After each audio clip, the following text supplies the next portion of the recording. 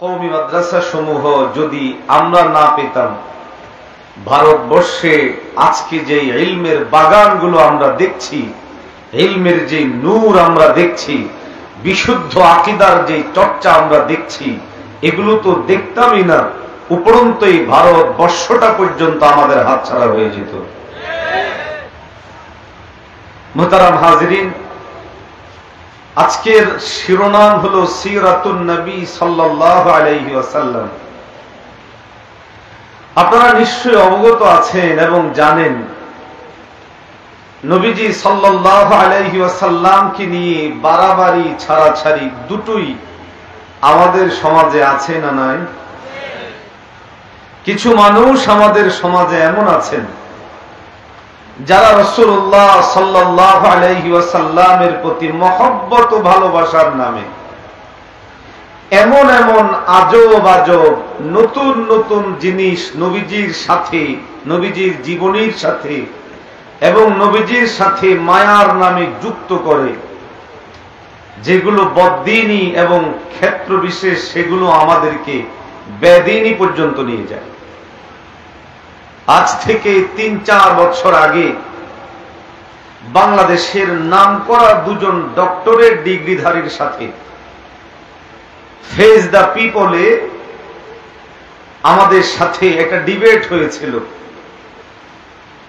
সেই ডিবেটে এট আ টাইম লাইভে কখনো 50,000 মানুষ, কখনো 60,000 মানুষ এবং সর্বশেষ 72,000 মানুষ লাইভে সরাসরি আমাদের সে ডিবেট দেখেছে।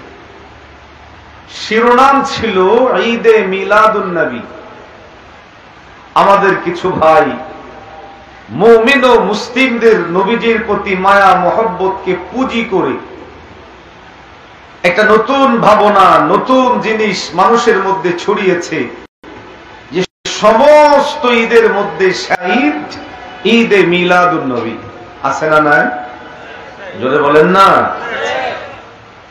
এই ঈদে মিলাদুন নবীকে প্রতিষ্ঠিত করার জন্য আজগুবি এমন এমন আজব আজব জিনিস তারা ছড়িয়ে দিয়েছিল, এখনো পর্যন্ত সেগুলো লোক সমাজের মধ্যে ব্যাপকভাবে আছে। একটা পর্যায়ে তারা ব্যাপকভাবে অনলাইনে শক্তি তৈরি করতে লাগলো, আবহ তৈরি করতে লাগলো যে ঈদে মিলাদুন নবী এই সংক্রান্ত বিষয়ে ওলামায়ে দেওবন্দের কেউ তাদের সাথে বসার মতো, ডিবেট করার মতো হিম্মত নেই। আলহামদুলিল্লাহ, এখনো পর্যন্ত অনলাইনে সে ডিবেট আছে। যেই কোনো ন্যূনতম বিবেক সম্পন্ন মানুষ যদি কোনো দেখে, তাহলে সে বুঝবে নবীজি সাল্লাল্লাহু আলাইহি ওয়াসাল্লামের প্রতি সম্মাননার নামে ঈদ শব্দ যুক্ত করে সকল ঈদের সেরা ঈদ শিরোনামে ঈদে মিলাদুন নবী পালনকারীদের নিছক শুধুমাত্র আবেগ ছাড়া, নিছক শুধুমাত্র মানুষের জজবাকে কাজে লাগানো ছাড়া তাদের আর কোন দলিল প্রমাণ কিচ্ছু নেই। দীর্ঘ 2-2.5 ঘন্টার সে ডিবেট, যদি উপস্থাপক কোন ফলাফল ঘোষণা করেনি, কিন্তু আলহামদুলিল্লাহ সেই ডিবেটের পর আমিও ছিলাম সে ডিবেটে। ব্যক্তিগত পর্যায়ে বহু ভাইয়েরা আমাদের কাছে এসে ফোনে বলেছে যে এতদিন পর্যন্ত আমরা একটা আবহের মধ্যে ছিলাম, একটা আবেগের মধ্যে ছিলাম, একটা জজবার মধ্যে ছিলাম। আমাদের হৃদয়ের মধ্যে তারা এটা গেঁথে দিয়েছিল যে এদেশে নবীর প্রতি ভালোবাসা একমাত্র আমরাই রাখি যারা ঈদ পালন করে। এর বিপরীতে ওলামায়ে দেওবন্দের, ওলামায়ে কওমিয়ার এই যে বিশাল জনশক্তি, যারা বর্তমান বাংলাদেশে সর্বাধিক দ্বীন, ঈমান, ইসলামের প্রশ্নে পরিষ্কার অবস্থান গ্রহণ করে গোটা বাংলাদেশে খেদমত করে যাচ্ছে। হুজুরের ভাষায় আমাদেরকে কখনো খারিজি আখ্যা দিয়ে, কখনো ওহাবি আখ্যা দিয়ে, কখনো ভিন্ন কিছু আখ্যা দিয়ে আমাদেরকে দুশমনে রাসূল সাব্যস্ত করার চেষ্টা করেছিল, মানুষদের হৃদয়ে গেঁথে দেওয়ার চেষ্টা করেছিল। আলহামদুলিল্লাহ, বহু মানুষের হৃদয় থেকে সেই সংশয় দূর হয়েছে। আমরা দৃঢ়তার সাথে বলি, 2013-তে শাপলায় নববী মহব্বতের উপরে, নবীর ইশকের উপরে জজবার উপরে ওলামায়ে দেওবন্দ রক্ত দিয়েছিল, ওলামায়ে কওমিয়া রক্ত দিয়েছিল। যখনই কোন নাস্তিক আল্লাহ তার রাসূলকে নিয়ে কটূক্তি করেছে, এদেশে শাইখুল ইসলামের মতো বয়োবৃদ্ধ মানুষ শত বছরে এসেও রাজপথে নেমেছেন। আমাদের মামাজান রহমতুল্লাহ আলাই, আল্লামা আশরাফ আলী রহমতুল্লাহ আলাইকে দেখেছি বয়োবৃদ্ধ অবস্থাতেও আমাদের হাত ধরে রাজপথে নেমেছেন নববী ইজ্জত রক্ষা করার জন্য। অতএব নবীর ইজ্জত রক্ষায় যদি রক্ত দেওয়ার ইতিহাস থাকে, সেটা ওলামায়ে দেওবন্দের, ওলামায়ে কওমিয়ার নবীর জন্য যদি জীবন দেওয়ার প্রয়োজন হয়, কারা কারা জীবন দিতে রাজি একটু হাত তুলে বলে। নারায়ে তাকবীর, আল্লাহু আকবার। ওলামায়ে দেওবন্দ জিন্দাবাদ, জিন্দাবাদ। নারায়ে তাকবীর, আল্লাহু আকবার। আল্লাহ আমাদেরকে কবুল করেন। আরো আসতে বলেন আমিন। আর একটু আওয়াজ দিয়ে বলেন না আমিন। ওলামায়ে দেওবন্দের এই উপমহাদেশের মানুষের ঈমান আকীদার পিছনে সবচেয়ে বড় ভূমিকা হলো আমরা একটি মধ্যপন্থার দৃষ্টিভঙ্গি উম্মার সামনে দেওয়ার চেষ্টা করেছেন আমাদের পূর্বসূরীরা, আমাদের বর্তমান আকাবিরিনরা, এবং আমরাও তাদের কাছ থেকে এটাই শিখছি যে মধ্যপন্থার একটি শ্রেণী গড়ে উঠবে যেখানে বাড়াবাড়িও থাকবে না, ছাড়াছাড়িও। আবার নিশ্চয় অবগত আছেন যে আমাদের সমাজে আরেকটা শ্রেণী গড়ে উঠেছে যারা আম্বিয়ে কেরামদের ব্যাপারে ব্যাপকভাবে ছাড়াছাড়িতে লিপ্ত, আম্বিয়ে কেরামদের ইসমতের ব্যাপারে সংশয় ও সন্দেহ রাখে। আমরা দৃঢ়তার সাথে বলি, আম্বিয়ে কেরামদের ইসমতের ব্যাপারে সংশয় সন্দেহ যাদের হৃদয়ে থাকবে তাদের ঈমানের পূর্ণতা হতে পারে না। বরং আকীদা আলোচনা আল্লাহ না করেন ব্যাপক জায়গায় গেলে ঈমান শঙ্কার মধ্যেও পড়ে যাবে। কখনো কখনো কেউ কেউ আম্বিয়ে কেরাম আলাইহিমুস সালামদের ব্যাপারে অপ্রয়োজনীয় শব্দ ব্যবহার করে। কদিন আগে এক ভাই শব্দ ব্যবহার করছেন, নবী নাবা থেকে সংবাদ, সেখান থেকে নবী সাংবাদিক। আরো আসতে বলে। ব্যাপারটার মীমাংসা হওয়া দরকার, বোঝা দরকার। নবী এটা একটা শরিয়ার সুনির্দিষ্ট পরিভাষা, এটা যখন তখন যাকে তাকে যেখানে সেখানে ব্যবহার করা যায় না। নবী শব্দটা যুক্ত হওয়ার জন্য নির্দিষ্ট কিছু শর্ত শরায়েত পাওয়া যেতে হয়, এবং নবী এবং রাসূল এই দুটো শব্দের প্রয়োগের জায়গা আমাদের নবী মুহাম্মদুর রাসূলুল্লাহ সাল্লাল্লাহু আলাইহি ওয়াসাল্লামের পর শেষ হয়ে গিয়েছে। অবাক কাণ্ড হলো যে একজন মুমিন নবী শব্দের ডান বাম এভাবে ওভাবে কেমনে কেমনে ব্যাখ্যা করে নবীজি সাল্লাল্লাহু আলাইহি ওয়াসাল্লামকে সাংবাদিক শ্রেণী, আমি ছোট করছি না, সাংবাদিক এটা নির্দিষ্ট একটা পেশার মানুষ, তাদের কাজ হচ্ছে খবর ইত্যাদি নেওয়া, খবর ইত্যাদি দেওয়া, এর সাথে সম্পৃক্ত। খবর আর নাবা নবীদের কাজ, মুখবিরের কাজ, এতটুকু জিনিসের তফাৎ না বুঝলে তো মুফাসসির দাবি করাটাও চরম পর্যায়ের বোকামি। কারণ খবর যেখানে সত্য মিথ্যার মিশ্রণ থাকে, সত্য মিথ্যার সম্ভাবনা থাকে, কিন্তু নবী আল্লাহর পক্ষ থেকে প্রেরিত, আল্লাহর পক্ষ থেকে পরিচালিত, আল্লাহর পক্ষ থেকে নিয়ন্ত্রিত। এই জন্যই তো আমরা বলি নবীরা মাসুম। আম্বিয়ে কেরাম আলাইহিমুস সালামদের মাধ্যমে আল্লাহ রাব্বুল আলামিন যা যা কিছু করিয়েছেন, বাহ্যিক আমাদের চোখে যদি সেটাকে সঠিক মনে হয়, এটাও আল্লাহর পক্ষ থেকে, আল্লাহর নিয়ন্ত্রণে, আল্লাহর মাধ্যমে হয়েছে। বাহ্যিকভাবে আমাদের চোখে যদি কোনো জিনিসকে ভুলও মনে হয়, সেটাও আল্লাহর পক্ষ থেকে, আল্লাহর নিয়ন্ত্রণে, আল্লাহর তত্ত্বাবধানেই হয়েছে। কেন? যেটা আমাদের চোখে সঠিক, এটার থেকে উদ্দেশ্য হলো আমাদেরকে শিক্ষা দেওয়া, যেটা আমাদের চোখে ভুল সেখান থেকে উদ্দেশ্য হচ্ছে আমাদেরকে শিক্ষা দেওয়া। তালিমুন নাস, আমাদেরকে শিক্ষা দেওয়ার জন্য আল্লাহর পক্ষ থেকে আম্বিয়ে কেরামদের মাধ্যমে আমার আল্লাহ যা যা শিক্ষা দিয়েছেন, যে শ্রেণীকে দিয়ে শিক্ষা দিয়েছেন, দৃঢ়তার সাথে বলি সেই আম্বিয়ে কেরামদের ব্যাপারে বাড়াবাড়িরও সুযোগ নাই, ছাড়াছাড়িরও সুযোগ নাই। বাড়াবাড়িকারীরাও সীমা লঙ্ঘনকারী, ছাড়াছাড়িকারীরাও সীমা লঙ্ঘনকারী। ওলামায়ে দেওবন্দ দৃঢ়তার সাথে দীর্ঘদিন পর্যন্ত মধ্যপন্থা অবলম্বন করে বাড়াবাড়ি ছাড়াছাড়ি মুক্ত অবস্থায় নিজেদের আকীদা এবং মাসলাক মাযহাব মাশরাবকে বরাবরই পরিচালনা করছে। অতএব দৃঢ়তার সাথে বলি ওলামায়ে দেওবন্দ গোটা ভারতবর্ষ সহ গোটা দুনিয়ার জন্য এক বিশাল বড় নেয়ামত।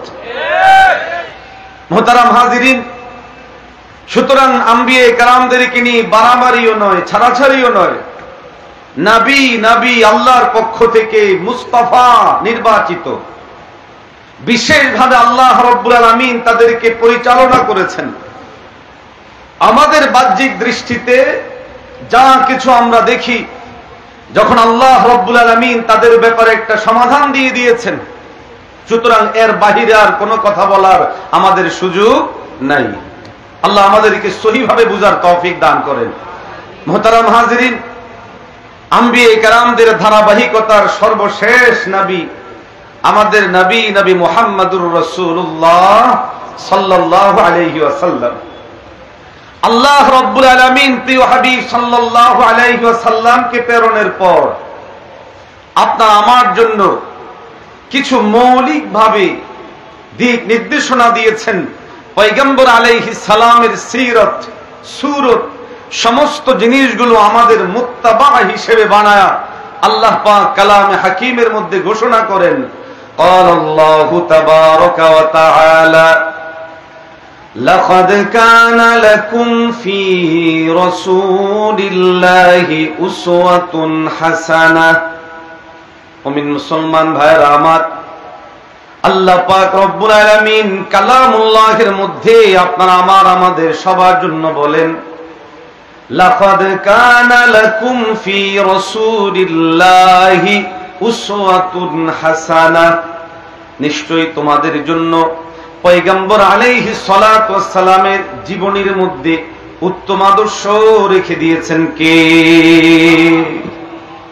আল্লাহ পয়গম্বর আলাইহিস সালামের হায়াতে, জিন্দেগিতে, জীবনীতে আমাদের জন্য উত্তম আদর্শ রেখেছে। এখন নবীজি আমাদের জন্য আদর্শ কতটুকু জায়গায়, কতটুকু স্তর পর্যন্ত আমরা নবীজিকে মানব, পালন করব? দেখুন, আমাদের জীবনের বিভিন্ন স্তর আছে। রাসূলুল্লাহ সাল্লাল্লাহু আলাইহি ওয়াসাল্লাম আমাদের জন্য ইবাদাতে মাহজা তথা নামাজ, রোজা, হজ, যাকাত, যেগুলো সরাসরি ইবাদত, এগুলোর ক্ষেত্রে যেমন নবীজি আমাদের জন্য উসওয়া। ইবাদাতে মাহজার পাশাপাশি মুআশারাত, মুআমালাত, আখলাকিয়াত, এই যে যাবতীয় বিষয়গুলো আছে, এই সমস্ত বিষয়গুলোতেও পয়গম্বর আলাইহিস সালাতু ওয়াস সালাম আমাদের জন্য উসওয়া। এই জন্য আমি কথা কিভাবে বলবো, আমার নবী আমাদের জন্য উসওয়া। আমি হাঁটবো কিভাবে, আমার নবী আমাদের জন্য উসওয়া। আমি চলবো কিভাবে, আমার নবী আমাদের জন্য উসওয়া। আমার সামগ্রিক জীবনীতে আমাদের নবী আমাদের জন্য উসওয়া, আদর্শ। সামগ্রিকভাবে আল্লাহ আমাদের নবীজিকে উসওয়া হিসেবে পাঠিয়েছেন। যদি বলেন সুবহানাল্লাহ। আমরা একটু নারা লাগাই, নারায়ে তাকবীর, নারায়ে তাকবীর। প্রধান আলোচকের আগমন কুমিল্লাবাসীর পক্ষ থেকে, সদর দক্ষিণবাসীর পক্ষ থেকে আল্লামা হাসান জামিল সাহেবের আগমন। তো আসতে বলছেন কেন, জোরে বলেন না। আল্লামা হাসান জামিল সাহেবের আগমন, আল্লামা হাসান জামিল সাহেবের আগমন কুমিল্লাবাসীর পক্ষ থেকে, লাল গোলাপ শুভেচ্ছা। সদর দক্ষিণবাসীর পক্ষ থেকে লাল গোলাপ শুভেচ্ছা। নারায়ে তাকবীর। আল্লাহু আকবার। দিলে দিলে তারা হাজিরিন, হযরত যেহেতু চলে এসেছেন এই জন্য আর আলোচনা দীর্ঘ করার সুযোগ নেই। সারমর্ম এতটুকু, পয়গম্বর আলাইহিস সালাতু ওয়াস সালাম আমাদের জন্য উসওয়া। কতটুকু জায়গায়, কতটুকু স্তরে সহজ বিষয়। রাসূলুল্লাহ সাল্লাল্লাহু আলাইহি ওয়াসাল্লাম মা জাআ বিহিন নবী ওয়া মা সাবাতা আনহু, নবীজি আমাদের জন্য যা কিছু নিয়ে এসেছেন, নবীজি সাল্লাল্লাহু আলাইহি ওয়াসাল্লামের দিকে সম্বোধিত হয়ে যেগুলো প্রমাণিত আছে, যে সমস্ত বিষয়গুলো পয়গম্বর আলাইহিস সালাতু ওয়াস সালাম থেকে প্রমাণিত, ওই সমস্ত বিষয় নবীজি আমাদের জন্য উসওয়া। এক্ষেত্রে শরীআ আমাদের জন্য যেটা পালন করার জন্য অনুমোদন দিয়েছেন সেটা আমরা পালন করব। যে সমস্ত বিষয়গুলো নবীজির জন্য মাখসুস নির্দিষ্ট করে রেখেছেন সে সমস্ত বিষয়গুলো নবীজির জন্য খাস। এর বাহিরে আমি হাঁটবো কিভাবে, নবীজি উসওয়া। আমি চলবো কিভাবে, নবীজি উসওয়া। আমি বলবো কিভাবে, নবীজি উসওয়া। আমি ঘুমাবো কিভাবে, নবীজি উসওয়া। আমি খাবো কিভাবে, নবীজি উসওয়া। আমার বিবাহ কিভাবে হবে, নবীজি উসওয়া। আমার ব্যবসা কিভাবে হবে, নবীজি উসওয়া। আমার সমাজ কিভাবে চলবে, নবীজি উসওয়া। আমার রাষ্ট্র কিভাবে চলবে, নবীজি উসওয়া। আদর্শ, নববী আদর্শের বাহিরে উম্মাহ ভিন্ন কিছু চিন্তা করতে পারে না। আজ কুফফাররা নববী উসওয়াকে আমাদের হৃদয় থেকে দূর করে দেওয়ার জন্য নিজস্ব প্ল্যান প্রোগ্রাম অনুযায়ী অর্থনীতি ঢুকিয়েছে, সমাজনীতি ঢুকিয়েছে, রাষ্ট্রনীতি ঢুকিয়েছে। সমস্ত জিনিসগুলো প্রবেশ করে বেঈমানদের সুদূর প্রসারী টার্গেট হলো মুমিন হৃদয় থেকে সিরতের চর্চাকে উঠায়া দিয়া, নবীজি সাল্লাল্লাহু আলাইহি ওয়াসাল্লামের উসওয়া আদর্শকে উঠায়া দিয়া তারা তাদের বিষয়গুলোকে প্রবেশ করিয়ে উম্মার প্রজন্মকে আস্তে আস্তে করে দিগ্ভ্রান্ত করা। মুহতারাম হাজিরিন, আমাদের জিম্মাদারি হবে কুফফারদের এই চ্যালেঞ্জকে গ্রহণ করে দৃঢ় প্রত্যয়ী হতে হবে। যেই যেই জায়গায় তারা আমার নবীর আদর্শকে বিলীন করার জন্য চক্রান্ত ষড়যন্ত্র করেছে, আমি আমার হায়াতে চেষ্টা করে যাব ওই জায়গাগুলোতে নববী উসওয়াকে প্রতিষ্ঠিত করার জন্য পরবর্তী প্রজন্মকে তৈরি করব, নববী আদর্শ বাস্তবায়ন করার জন্য। ঈমান এবং কুফরের এই সংঘাতে, এই লড়াইয়ে ঈমানদারের চূড়ান্ত টার্গেট থাকবে না পশ্চিম, না পূর্ব, না উত্তর, না দক্ষিণ। নববী আদর্শই হবে আমাদের জন্য চূড়ান্ত আদর্শ। এর বাহিরের সমস্ত বাতিলদের মোকাবেলায় আমরা আমাদের আকাবিরিনরা যেইভাবে রাজপথে কাজ করে গিয়েছেন, আন্দোলন সংগ্রাম করেছেন, জীবন বিলায় দিয়েছেন, কারা কারা সেভাবে দিতে রাজি একটু হাত তুলে বলে। আল্লাহ আমাদের হাতগুলোকে কবুল করেন, আল্লাহ আমাদের সবাইকে কবুল করেন। পয়গম্বর আলাইহিস সালামের উসওয়ার সারমর্ম হলো সুন্নাতুর রাসূলি সাল্লাল্লাহু আলাইহি ওয়াসাল্লাম। এক কথায় নববী আদর্শে নবীজি থেকে প্রমাণিত যাবতীয় জিনিসগুলোকে আমরা ফলো করব। রব্বুল আলামিন আমাদেরকে তৌফিক দান করেন, আমিন। ওয়া আখিরু দাওয়ানা আলহামদুলিল্লাহি রাব্বিল আলামিন। সালাম।